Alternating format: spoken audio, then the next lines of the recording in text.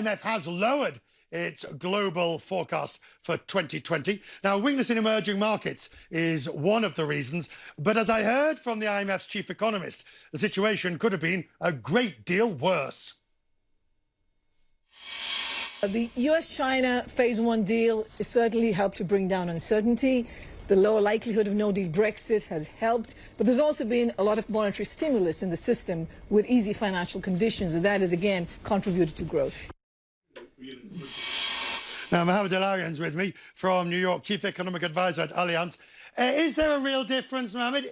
Have things changed? All right, so we've got the China deal and Brexit's not going to be a no-deal Brexit, but do you think things are much better? They're marginally better, Richard. This was a yes, but narrative. Yes, the immediate risks are lower, and we heard why, mainly because of the de-escalation of trade.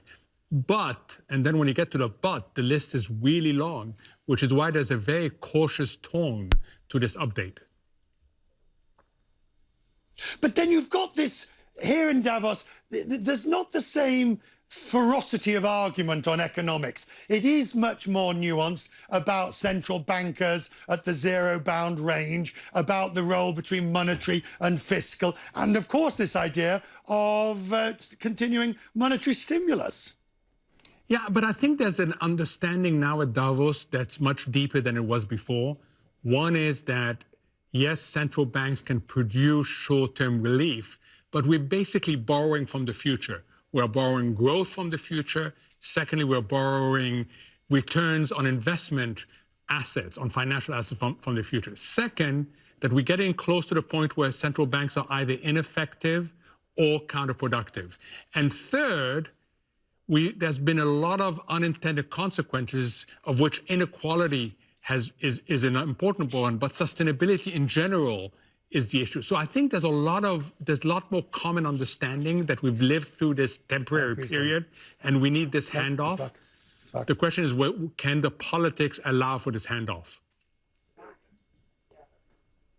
Okay, but the report that we'll be talking about later with the unions is that the 26 richest men have more than 50% of the world's... You saw the statistic today. It is gross and it is offensive, but I wonder what anybody does about it.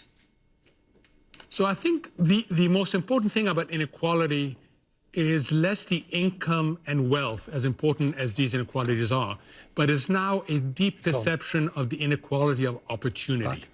And that's why people get angry. That's why people in Chile and elsewhere go to the street, because they say it is problematic because even opportunity now is concentrated among the better off. And that causes quite a social pushback. Mohamed El-Erian joining me from New York, sir. Thank you. We will talk.